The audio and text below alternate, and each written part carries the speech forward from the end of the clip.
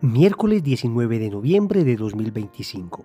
Tres mensajes del Evangelio de hoy, tomado del Evangelio de San Lucas, capítulo 19, versículos del 11 al 28.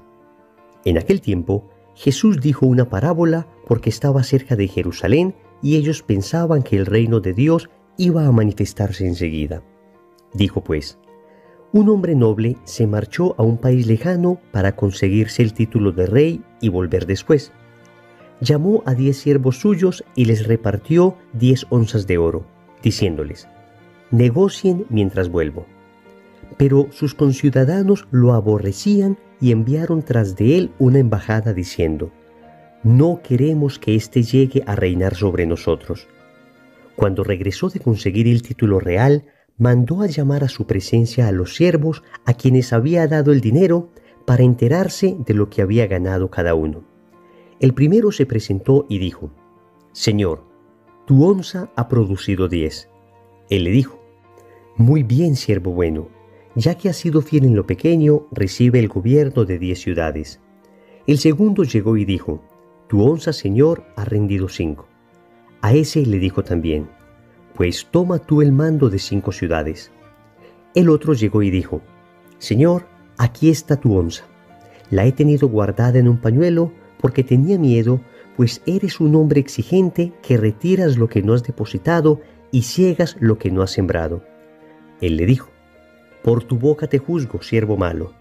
Con que sabías que soy exigente, que retiro lo que no he depositado y ciego lo que no he sembrado. Pues, ¿por qué no pusiste mi dinero en el banco? Al volver yo, lo habría cobrado con los intereses. Entonces dijo a los presentes: quítenle a este la onza y dénsela al que tiene 10 onzas. Le dijeron: Señor, ya tiene 10 onzas. Les dijo: al que tiene se le dará, pero al que no tiene se le quitará hasta lo que tiene. Y en cuanto a esos enemigos míos, que no querían que llegase a reinar sobre ellos, tráiganlos acá y degüéllenlos en mi presencia. Dicho esto, caminaba delante de ellos, subiendo hacia Jerusalén. Palabra del Señor. Gloria a ti, Señor Jesús. Familia, el evangelista San Lucas nos presenta hoy una parábola bastante semejante a la famosa parábola de los talentos. Y vamos a reflexionar 3 mensajes en torno a ella. Primero, ¿quién reina en tu corazón? Segundo, ¿qué imagen tienes de Dios? Tercero, Dios es misericordioso y justo. Vamos con el primer punto. ¿Quién reina en tu corazón? Comienza la parábola diciendo que este hombre noble se iba a un lugar a recibir su título de rey. Y esta es una figura del mismo Jesús que después de la pasión y la resurrección va a subir al cielo, va a sentarse a la diestra del Padre a gobernar. Claro que Jesús, en cuanto Dios, ya es rey. Pero la teología dice que Jesús es rey por derecho y por conquista. Por derecho, porque naturalmente, siendo Dios, reina sobre la creación. Pero por conquista se refiere precisamente a aquello de lo que habla el Evangelio hoy. La pasión, muerte y resurrección del Señor le hizo conquistar nuestros corazones. Por eso es bastante dura la expresión de aquellos conciudadanos suyos que no querían recibirle como rey. Escuchen lo que dice: no queremos que éste llegue a reinar sobre nosotros. Por eso la pregunta de este primer punto: ¿quién reina en tu corazón? El famoso escritor ruso Dostoyevsky decía que el hombre no puede vivir sin arrodillarse. Si rechaza a Dios, se arrodilla ante un ídolo. No hay ateos, sino idólatras. Hasta aquí la cita de Dostoyevsky. Y esto, queridos amigos, es una realidad. Nosotros podemos decir que en nuestro corazón existe una especie de trono. Y este trono debería ser ocupado por Dios. Si Dios ocupa el trono de nuestro corazón, es decir, si Él reina en nuestro corazón, nos regimos entonces según sus preceptos. Y vamos a vivir felices en la tierra y vamos a vivir bienaventurados eternamente. Pero si nosotros quitamos a Dios del trono de nuestro corazón, terminaremos poniendo cualquier otra cosa. Y tristemente debemos reconocer que la inmensa mayoría de veces quien ha reinado en el trono de nuestro corazón es nuestro propio ego, nuestra vanidad, nuestro orgullo, nuestros criterios, y las consecuencias de ese triste reinado se dejan ver. Entonces vivimos hiriendo a las personas que amamos. Somos de tal manera egoístas que solo pensamos en nosotros y las personas continuamente nos recriminan ese egoísmo. Nos cuesta enorme dificultad sacrificarnos por los demás, amar, confiar, entregarnos. Esto termina trayendo también profundas heridas en nuestro interior, porque cuando uno tiene un ego tan grande, cualquier cosa termina hiriéndolo a uno. Entonces, quien tiene a su ego reinando en su corazón es una persona herida. También suele suceder que cuando no tenemos a Dios reinando en el trono de nuestro corazón, ponemos al dinero, a las realidades creadas como el ídolo que termina gobernando nuestra vida. Y así conocemos personas cuya vida gira solo en torno al dinero, en torno a conseguir, a atesorar o a gastar, gastar y gastar de una manera absolutamente irracional. En todo caso, se constituye como en un Dios el dinero. Por eso el Señor decía que nadie puede servir a dos señores, porque amará a uno y despreciará al otro. Y decía el Señor, nadie puede servir a Dios y al dinero. Es increíble que el Señor dé categoría de, entre comillas, Señor al dinero. Como quien dice, el dinero puede ejercer un señorío sobre nosotros.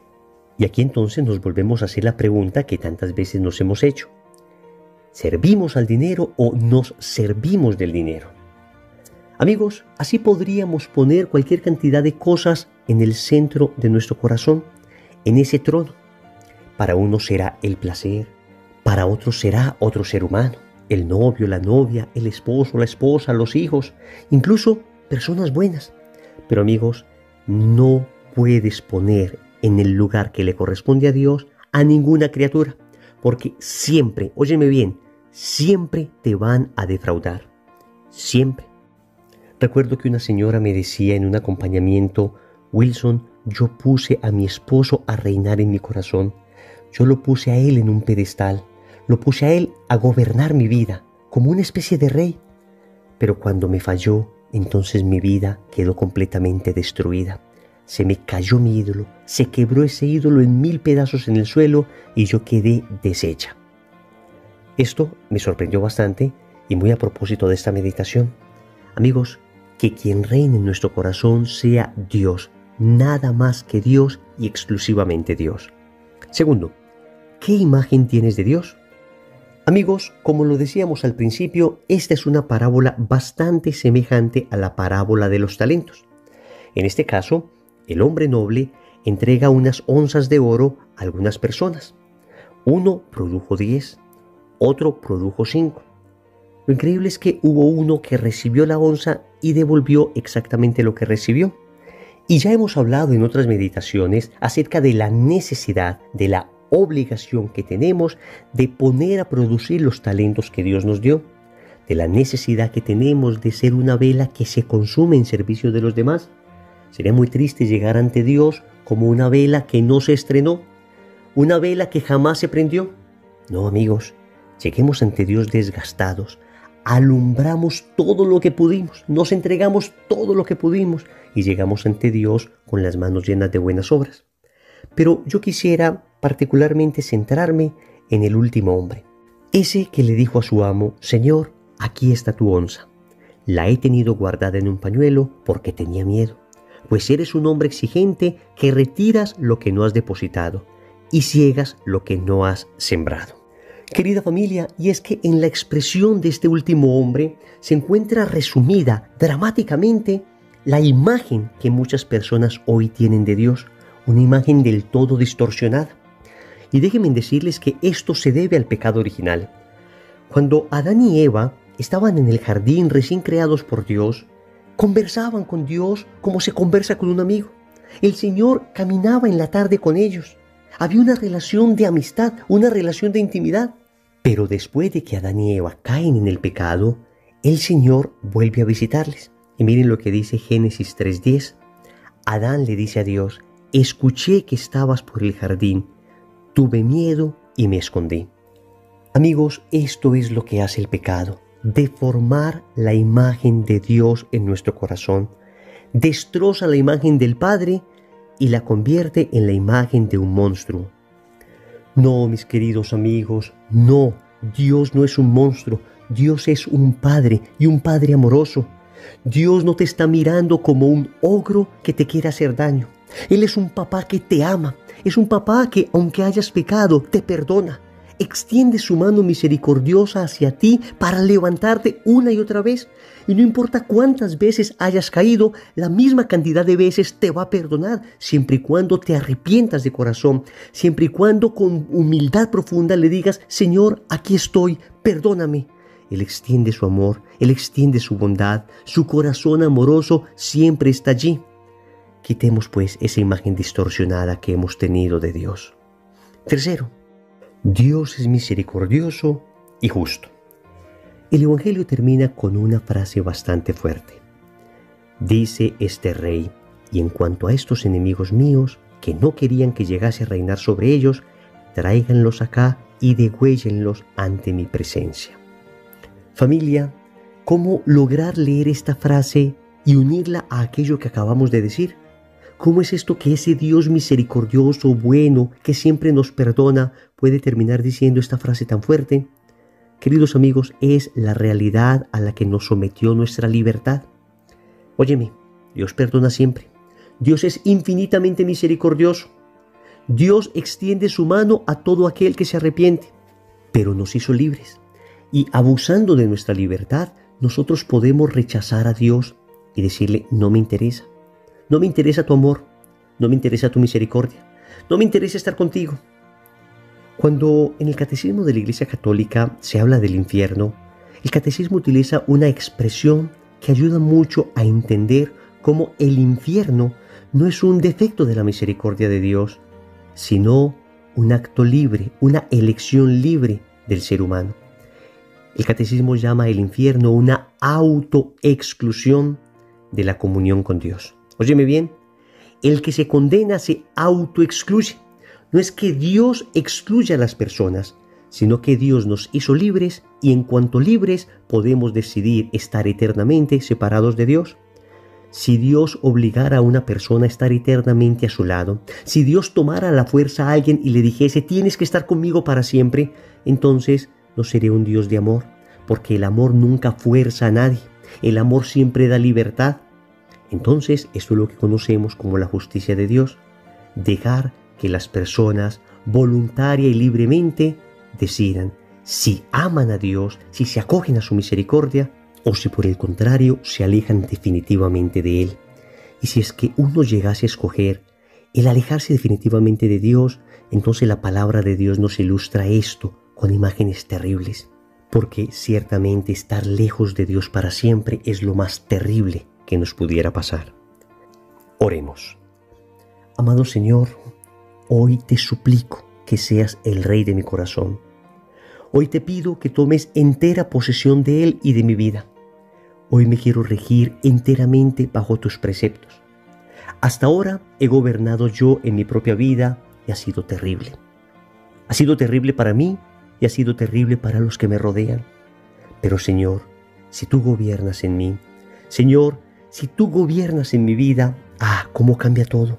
Cuánta bondad y cuánta paz experimento y hago experimentar a los demás. Cómo cambian los ambientes que me rodean cuando tú estás reinando en mi vida, Señor. Te pido perdón por todas las veces en que te he bajado del trono de mi corazón y he puesto a ídolos que lo único que han hecho es destruirme y destruir a los demás. Señor, es que en muchas ocasiones el demonio me ha engañado y me ha mostrado una imagen distorsionada, una imagen falseada de ti. Hoy, a través de tu palabra, recuerdo tu verdadero rostro y sé que eres un Padre que me ama, un Padre misericordiosísimo, un Padre que siempre está allí para perdonarme, y por eso hoy me acojo enteramente a tu misericordia, porque también sé que soy libre y puedo rechazar esa misericordia y puedo estar lejos de ti por propia elección, y sé, Señor, que lo único que me espera es oscuridad, que lo único que me espera es tiniebla y soledad. Señor, no permitas que me aleje de ti. Señor, dame lo que me pides y pídeme lo que quieras. Amén. Recordemos entonces, primero, ¿quién reina en tu corazón? Segundo, ¿qué imagen tienes de Dios? Tercero, Dios es misericordioso y justo. Compromiso. A lo largo del día vamos a repetir una y otra vez esta frase. Viva Cristo Rey. En el nombre del Padre, y del Hijo, y del Espíritu Santo. Amén.